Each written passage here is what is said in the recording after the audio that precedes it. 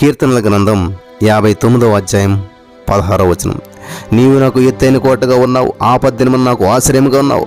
నీ బలమును గూర్చి నేను కీర్తించెదను, ఉదయమున నీ కృపను గూర్చి ఉత్సాహగానము చేసేదను. హల్లెలూయా. స్తోత్రం దేవ సర్వోన్నతుడా. ఈ సమయంలో నీ యొక్క వాక్యాన్ని ధ్యానిస్తూ ఉండగా మాతో మాట్లాడి ప్రతి వారికి వినగల చెవి, గ్రహించగలరు అనుగ్రహించి కృప చూపించి ప్రతి బంధకాల నుంచి విడిపించి ఈ వాక్యపు వెలుగులో ప్రతి వారిని మన బలపరిచి స్థిరపరిచి ఆశీర్వాదానికి వారసులుగా చేస్తున్నందుకు వందనం చెల్లిస్తూ నజరేయుడైన యేసుక్రీస్తు నామములో ప్రార్థించిన మీ పొందుకుని మా పరమ తండ్రి, ఆమేన్. ఇది చాలా ప్రాముఖ్యమైనటువంటి విషయం, చాలా జాగ్రత్తగా వినాలి. ఉదయకాల ధ్యానంలో అనుదిన కృపను, సంరక్షణను మనం పొందుకుంటూ ఉన్నాం. కాబట్టి అందుకనే ఉదయమనే లేవాలి దేవుని సన్నిధిలోకి. మనం ప్రతి దినము కూడా దైవికమైనటువంటి కృపను పొంది జీవించవలసిన వారమై ఉన్నాం. కాబట్టి మన విరోధైనటువంటి సాతానుగాడు అనేక విధాలుగా మనపై దాడి చేస్తూనే ఉన్నాడు. మన సాతానుడు అనేక విధాలుగా మనపై దాడి చేస్తూ ఉన్నాడు. పగటి వేళ ఎగురు బాణములు, అరి మధ్యాహ్నం మందు పాడు చేయి రోగం అని చెప్పి అనేక ప్రమాదాలను గురించి బైబిల్ గ్రంథం హెచ్చరిస్తూ ఉంది. మన క్రైస్తవ జీవితాన్ని నాశనం చేయడానికి అనేక వలడు సాతానుగాడు వేస్తూ ఉంటాడు. లోకంలో ఎన్నో దురాత్మలు తిరుగుతూ ఉన్నాయి. అటువంటి దురాత్మలను జయించలేక పలు రకాల పాపంలో పడినటువంటి వారు విస్తారంగా ఉన్నారు. ఈ రోజున ఉదయకాల ధ్యానమును శ్రద్ధగా పాటించేవారు అటువంటి అపవిత్రతను తప్పించుకుంటారు. ప్రతిరోజు నీకు ఎదురయ్యే ప్రొద్దుట, మధ్యాహ్నం, సాయంత్రం ఇవన్నిటి నుంచి నువ్వు తప్పించుకోవాలంటే ఉదయకాల ధ్యానం, ఉదయకాల ప్రార్థన, ఎర్లీ మార్నింగ్ దేవుని సన్నిధిలో గడపడం చాలా ప్రాముఖ్యమైనటువంటిది. ప్రియులు గమనించాలి. రోమపత్రిక 11:16లో అపోస్తలుడైన పౌలు గారు ఏమంటారు తెలుసా? ముద్దలో మొదటి పిడికెడు పరిశుద్ధమైతే ముద్దంతా కూడా పరిశుద్ధమే. దేవునికి స్తోత్రం కలుగును గాక. కాబట్టి ఈ రోజున ఈ మాటలు వింటున్న ప్రియమైనటువంటి సహోదర స్నేహితులారా, ముద్దలో మొదటి పిడికెడు పరిశుద్ధమైతే అనగా మొదట నువ్వు దేవుని సన్నిధిలో గడిపినట్లయితే, లేచిన వెంటనే మొదటి గంట దేవుని సన్నిధిలో గడిపినట్లయితే, అర్లీ మార్నింగ్ చీకటితోటి 4 జాములో ఈ యొక్క 3:30 నుంచి 4:50 వరకు నువ్వు దేవుని సన్నిధిలో గడిపినట్లయితే ఆ మొదటి గంటను ప్రీసియస్గా, మొదటి గంటను పరిశుద్ధంగా, మొదటి గంటను పవిత్రంగా, మొదటి గంటను మరి ఒక విధమైనటువంటి దేవుని ఆత్మచేత నింపబడినటువంటి గంటగా, దేవునికి ప్రత్యేకించబడినటువంటి సమయంగా నువ్వు గడిపినట్లయితే ఆ మొదటి పిడికెడు, మొదటి గంట కూడా పరిశుద్ధమైనదిగా, మరి ఆ దేవుని అభిషేకం చేత నింపబడినట్టే ఆ రోజంతా, ఆ ముద్దంతా పరిశుద్ధమే. దేవునికి స్తోత్రం కలుగునుగా. ఇది ప్రకృతి యొక్క విధి. ఉదయకాలం ఆయన రక్తంలో కడగబడి శుద్ధీకరించుకోవాలి మనమంతా కూడా. అప్పుడు దినమంతా కూడా పరిశుద్ధంగా ఉంటుంది. దేవునితో దినమును ప్రారంభించాలి, అప్పుడు దేవునితో దినాన్ని ముగించాలి మనం. మహాత్మా గాంధీ గారు ఒక మాట అన్నారు, ప్రార్థన అనే తాళంతోటే రోజుని ప్రారంభిస్తాం, ప్రార్థన అనే తాళంతోటే రోజుని ముగిస్తాం.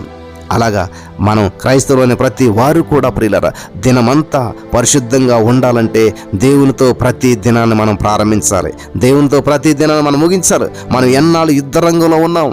హల్లెలూయా. దేవునికి స్తోత్రం కలుగును గాక. అనేక ఆత్మలు మనతో పోరాడుతూ ఉన్నాయి. ఈ దినంలో ఉదయమనే ఆయన రక్షణను కోరుకునుట ఎంతో అవసరం. ప్రతి వారు కూడా దేవుని కాపుదలకు ఎర్లీ మార్నింగ్ లేచి దేవుని కృప కొరకు కనిపెట్టాలి. దావీదు ఎలాగనే తనను కాపాడుకున్నాడు. ప్రియులు గమనించాలి. దావీదుని చంపడానికి సౌలు మనుషులు సైన్యంగా బయలుదేరారు. వాళ్ళంతా కూడా దావీదు కంటే బలవంతులు. సాయంకాలం కుక్కవలే మరుగుచు ఆ పట్టణం చుట్టూ తిరుగుచుండ్రి. దావీదు సతమతమైపోయాడు. నా యందు ఏ అక్రమం లేకున్నా సరే వారు పరుగెత్తుకొచ్చి సిద్ధపడుతున్నారు, నన్ను కలుసుకున్నటానికై మేల్కొనుము అని చెప్పి దావీదు అరుస్తూ ఉన్నాడు. అంతటితో ఆగిపోలేదు. నా శత్రువుల బలమును నేను చూసి నేను నీ కొరకు కనిపెట్టుచున్నాను, నీ బలమును గురించి నేను కీర్తిస్తాను, ఉదయమున నీ కృపను గురించి ఉత్సాహగానం చేస్తాను. నీవు నాకు ఎత్తైన కోటగా ఉన్నావు, ఆపద్దినము నాకు ఆశ్రయంగా ఉన్నావు అని చెప్పి పాటలు పాడుతున్నాడండి దావీదు గారు. రాత్రంతా కూడా కాపాడిన వారి కృపను ఉదయమున పాడుచున్నాడు. దినమంతా తనను రక్షించు ఆశ్రయంగా మరి ఆయనను వెతుకుచున్నాడు. మీ బలం యొక్క రహస్యం ఇదే. దేవునికి స్తోత్రం కలుగును గాక. ఉదయమున ఆయన బలమును పాడి ఆయన కృపలో సంతోషించండి. దినమంతా ఆయన మీకు ఆశ్రయంగా ఉంటాడు.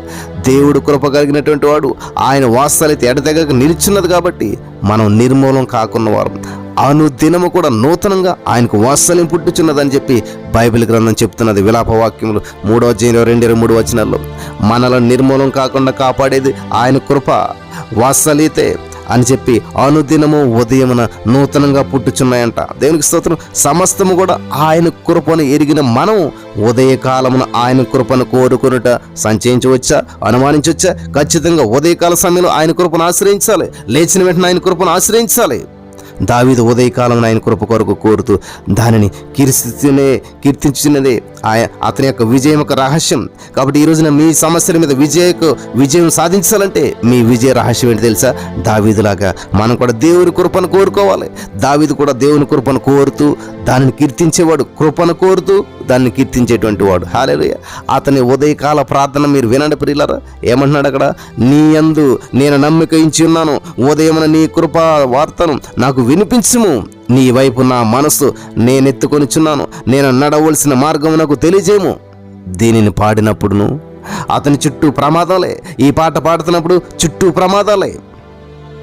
గమనించాలి, దావీదు మనసు విరిగిపోయినటువంటి సమయం ఇది. ఇటువంటి సమయంలో ఉదయం పొందినటువంటి కృపను బట్టి దినమంతా కాపాడబడ్డాడు. హల్లెలూయా.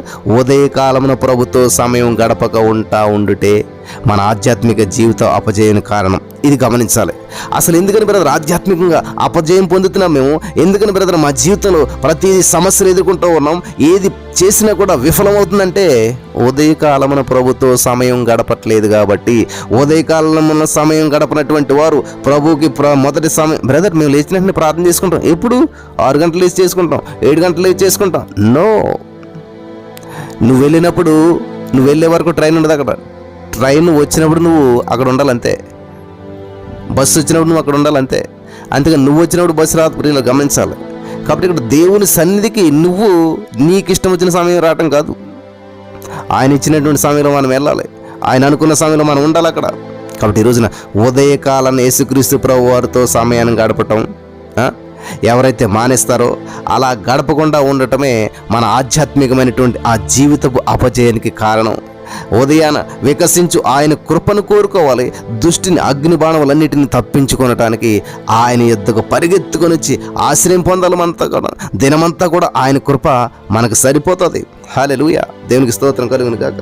మనం ఎటువంటి పరిస్థితి గుండా వెళ్తున్నా సరే ఆయన మనల్ని విడిపించగలిగినటువంటి వాడు, నడిపించగలిగినటువంటి వాడు. కాబట్టి ఈ రోజున ఆధ్యాత్మికమైనటువంటి మన జీవితంలో అపజయానికి కారణం ఏంటి తెలుసా? మన ఆధ్యాత్మికమైన అపజయానికి కారణం ఏంటి తెలుసా? ఈ వర్తమానం అంతా మరలా జాగ్రత్తగా వినండి.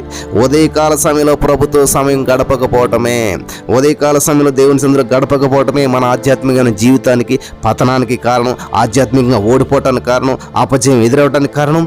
మొట్టమొదటి దేవునికి ఇంపార్టెన్స్ ఇవ్వకపోవటమే, ఉదయమున చీకటితోటి వేకుని లేచి దేవుని సన్నిధిలో గడపకపోవటమే మన ఆధ్యాత్మికమైనటువంటి ఈ జీవితంలో అపజయానికి కారణాలు. మరి పరిశుద్ధాత్మ దేవుడు ఎక్కడి నుంచైనా ఏ ఒక్కరోజు మిస్ కాకుండా ఖచ్చితంగా ఎర్లీ మార్నింగ్ ఉదయాన్నే చీకటితోటి లేచి 3:30 నుంచి 4:50 వరకు దేవుని సన్నిధిలో ఉండటానికి పరిశుద్ధాత్మ దేవుడు మీకు సహాయం చేసి నడిపించి బలపరచును గాక. ఆమేన్.